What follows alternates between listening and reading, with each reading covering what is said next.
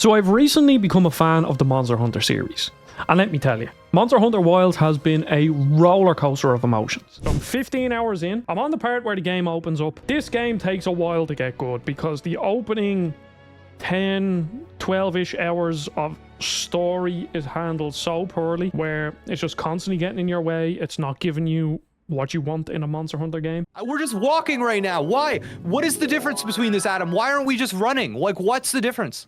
The next part is a load of dialogue. You go to another camp, you talk to some NPCs, and now you slowly walk to another marker. Now, it wasn't all bad because there were some really exciting fights, and I loved every single second of these when the game gave them to me.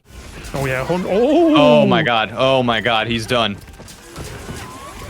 Oh my god, dude. All right. Resounding melody, the best move in the game. Oh! The excitement of getting into a Monster Hunter game at launch was great, but I felt that World and Rise power leveled you too quickly, and I couldn't get the true experience. I wanted to earn everything that I do, and when I started World, I didn't even realize that I was using the super strong weapons, and it was way too easy. Then I started up Wild, and I was looking forward to getting the true experience from the ground up, starting from zero, earning every single weapon and armor set, and I was over the moon about how the game felt, and more importantly, how it looked and ran.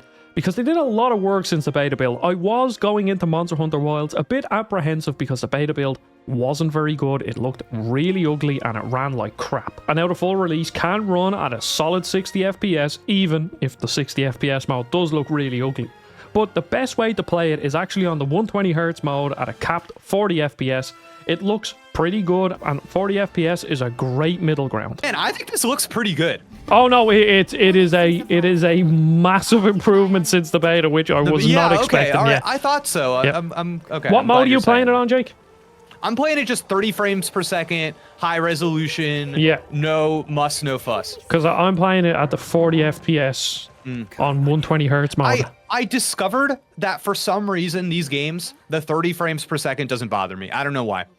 Yeah, well, I mean, you're probably, if you play Monster Hunter games like Rise, Worlds, all the other ones would have all been 30 FPS, so. And the best thing about all this is that it fully let me enjoy all the exciting fights. I wasn't thinking about how the game looked, or how it ran, and how the frames were dropping, and all this sort of stuff. Instead, I could just enjoy these fights. But soon after playing a couple of hours, it hit. All the walking and talking got in the way of the Monster Hunter loop. I was looking forward to fighting monster after monster, just going on mission upon mission with my friend. And for the first 10 or 15 hours of the game, it doesn't let you do it. And to be honest, I wouldn't blame anybody for giving up on Wilds. Now, I feel like a lot of people end up giving up on Monster Hunter. That is something that happened to me with so many games in the past, and a lot of it is to do with the learning curve. Monster Hunter isn't a game for everyone. It has slow, methodical combat. You have to watch out for your stamina. Attacks have massive commitment windows. You can get absolutely annihilated by monsters, and the onboarding hasn't always been great. There is just a learning curve to this series, and that's the reason why a lot of people fell off it.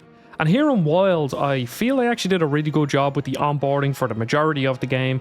I understood what I was doing. Now, I did have the other games before that, but the real reason why I think people might give up on this game is because of the pace. I already gave that whole point a full video because the opening 10 to 15 hours are genuinely terrible. But as I went on, I realized one other big issue with the game. Wilds is the first truly open world Monster Hunter game, and they didn't implement it into the story at all, and it feels like wasted potential. A big problem with this game is everyone's saying, okay, look, they've tried to make a story, and whether you think it's good or whether you think it's bad, it's totally up to you. But at the very least, they're trying to make a story. Personally, I don't care about having a story in a game like this. But one thing that I think they got really, really wrong with like the first 10 or 12 hours of this game is that Monster Hunter Wilds is the first open world, like genuinely open world Monster Hunter game. Like if I click in here, look, here's the map. All the areas are interconnected. I can go from the sandy area to the wooded area to the snowy mountain to all this sort of stuff. And for the first time ever in this series. But they don't lean into that in the story. All of the story is just leading you down these very narrow corridors where you can't veer off the path and get distracted because there's a character basically telling you you have to go to this point, and anytime you move too far away from the game automatically turns you around. So I just don't think they've really implemented the open world into the first 10 hours or so.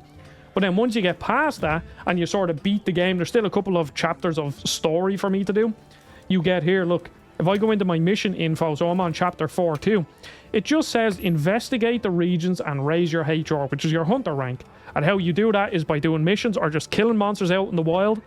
And this is what they should have done. They should have put you into a new area and gave you an opening chapter of basically do whatever you want to raise up your hunter rank and your whatever it's called, your ecological points or whatever to call it. I forget, I don't know the name.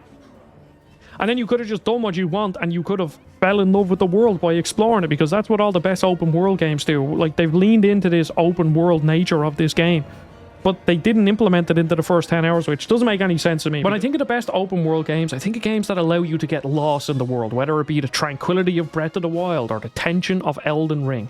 Both of these worlds are totally engrossing for two completely different reasons, and I've no doubt that the world in Wilds could be engrossing too because of how layered it is, but how they implement it into the first 10 or 15 hours is absolutely awful. Not once was I introduced to a new area and told to just go out and explore. You reach a new camp, you talk to some NPCs, and how they try to implement the world into the story is by leading you down a linear path while an NPC tells you all about the wildlife and what goes on in this area. And if you try to stray off from this path, the game just turns you around. And it is so wasted because this world has so many different ways to go. There's treetops, there's vines you can climb up, there's waterfall, there's sandy dunes, there's fiery caverns, there's all of this amazing scenery. But you basically can't really explore it. Now, at any point you can just walk out, but the game never really wanted me to do that throughout the story, because it's really easy, and that's another problem that I have with Monster Hunter. When it comes to the difficulty of the first 25 or 30 hours of the game, I think I have fainted twice. Yeah. Now let me ask you, when you're playing through the main game, you're fighting all these monsters, you're going through the story, how often, or if ever, did you hit that SOS flare and get the AI helpers? Oh, I don't think I hit the SOS flare once. All right, that's interesting. I was reading people saying, like, it was a way to make the game super easy during the campaign, and I thought the game was super easy during the campaign already, so I can't imagine. I fainted once on the Black Flame? No, you know the infected Rathalos or whatever, what are they called? Guardian, is that the type? Yeah, so I fainted Guardian once Rathalos, on him, and then you know the one where you fight the tree Yang Kutkus yes, or something? Was so annoying. Yeah, yes. I died on them once, and I think that's the only time I've died in this game. And the way that the story is structured, and also how easy it is, I never ran into a problem where I had to do a couple of missions to grind out this piece of armor because, oh, I'm fighting a fire monster, so I better get fire resistant gear. I never had to do that once. So I'm sure people will come into the comments and say, oh, well, you can explore the world at any point, and that is true. But the game never really incentivized me to. If, say, I got to the end mission of chapter 2 and I'm fighting this big monster and I need to go power level and get some gear, get a better weapon, do all of this sort of stuff, then I could understand, okay, well then they sort of implemented the open world into the story, because now it's your turn to go out into the world, find a couple of monsters that are roaming around the world, kill them, get their gear, upgrade, all of this sort of stuff. But the game never, ever encouraged me to do that. Dude, the whole game, I used the same sword and shield. The whole game. Nah, I swapped around and I started to, like, if I was fighting an ice enemy, I'd make the fire one, or, you know, whatever.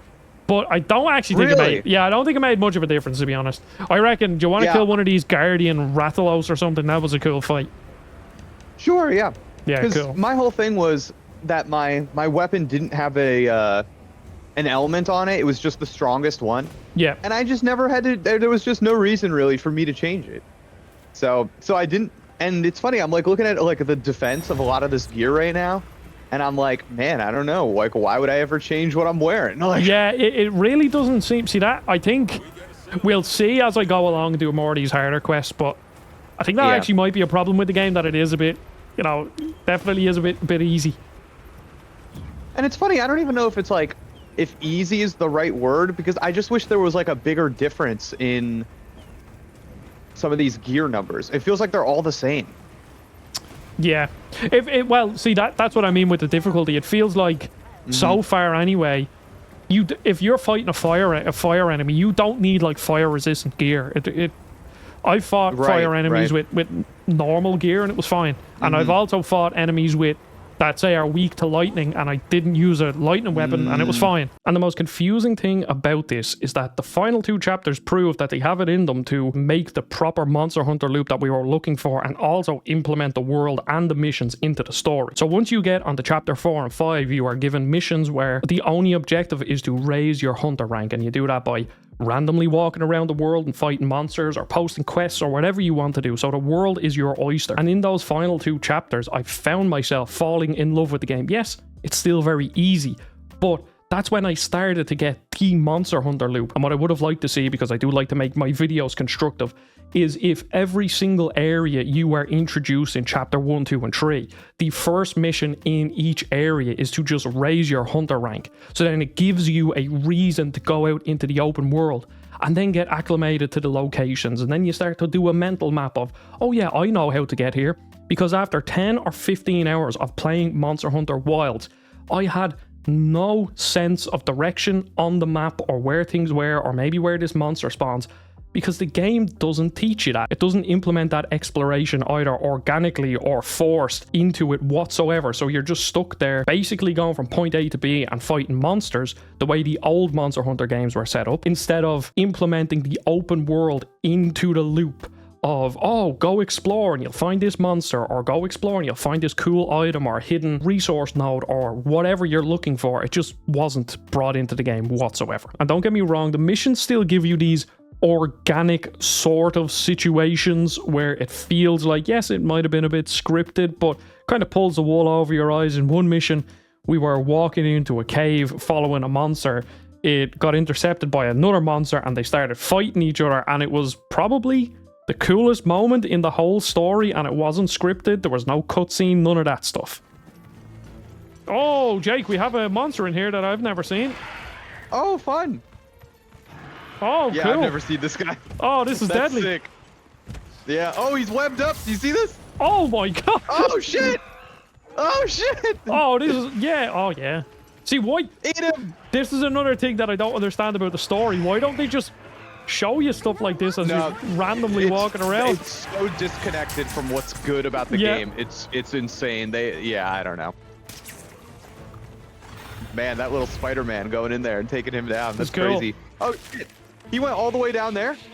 Now, this video obviously sounds quite negative, but I still do really enjoy the game. And one of my biggest takeaways from my experience playing Wilds, yes, it is disappointing in a lot of aspects, but now, as I said, I finally got the Monster Hunter loop, and I'm learning different weapons. I started with the longsword, I went onto the hunting horn, now I'm on the insect glaive, and that experience of learning a weapon for the first time is something that not many other games give you. Like, if I think of similar games where builds matters, like the likes of Elden Ring or something like that, yes, your playstyle changes a lot in Elden Ring when you go from, I don't know, a two-handed sword to a mage build. But here, when you swap weapons, it almost feels like you're playing a brand new game. I'm fighting monsters in different ways with the insect glaive because I can get airborne really easy. And there's almost this triumphant feeling in the end of me finally actually fully understanding a Monster Hunter game. Well, fully understanding it to a certain extent. I still have a lot to learn, but the fact now that I'm swapping weapons out, I'm more comfortable with it. That is great. And I did something there where I managed to rack up the 1 and 2 really easy. Oh, I have Frenzy. Run! I need to eat a steak here. I need to put this on a shortcut. I just keep forgetting to do it. 1 hit. Oh, I missed again. 1 hit. 2 hits. No. I can't get any. I can't string anything together here.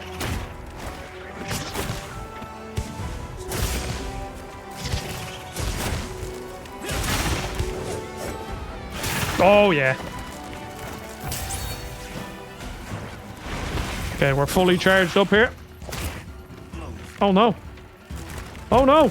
Oh. Okay, I managed to do the mad jump. I still don't even know how to do that. It just happens. Oh, I just missed that. Just dodged it. God, he's so well armored. Very difficult to actually string an attack together because I keep getting blocked.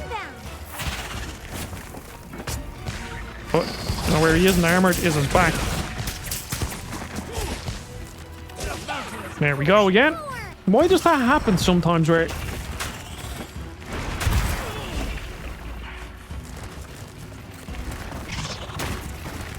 Okay, I finally see it.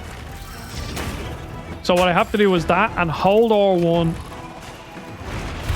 Is that right? Okay, let's see here. Okay, I have to guarantee that I get it. Okay, there we go. Pull it back now. Oh, no. I think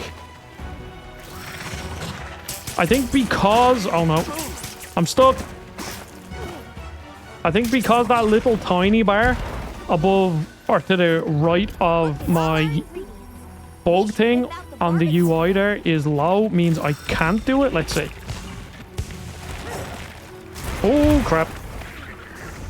Once again, I think once I can figure that out, really, like, actually figure out 100% how to do everything, I'll be in a much better spot. Because I think I understand it, maybe, but then I don't.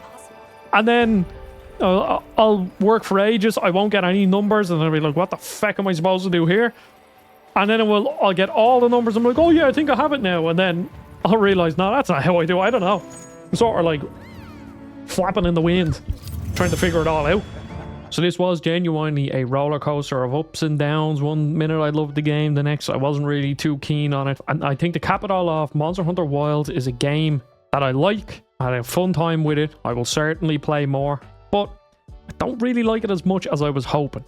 So maybe if I go back to the other ones, I'll find another Monster Hunter that I can properly get engrossed in. I'm waiting on the difficulty to spike, and maybe, you know, after another 10 hours, I'll hit a mission that is that difficulty spike that will just punch me over the head. And let me know which hunt that was for you in the comments, because I will keep an eye out for it. And now, I thought Monster Hunter Wilds was going to be a game that I put like 80 or 100 hours into. I'll probably get to like the 50 or 60 hour mark and then wait for the DLC, but I'm definitely into this game more than any other Monster Hunter game I've ever played. And to be honest, I'm going to order Monster Hunter Generations Ultimate on the Switch because I need to get into that game, because that actually sounds a bit more up my alley than what Wilds is. So I'll probably have a video for that in the future. So I really appreciate every single person watching all this Monster Hunter content. There will be more, but obviously I do more videos. There'll be an Assassin's Creed video next week. So thank you very much for watching, and I'll see you all on the next video. Goodbye.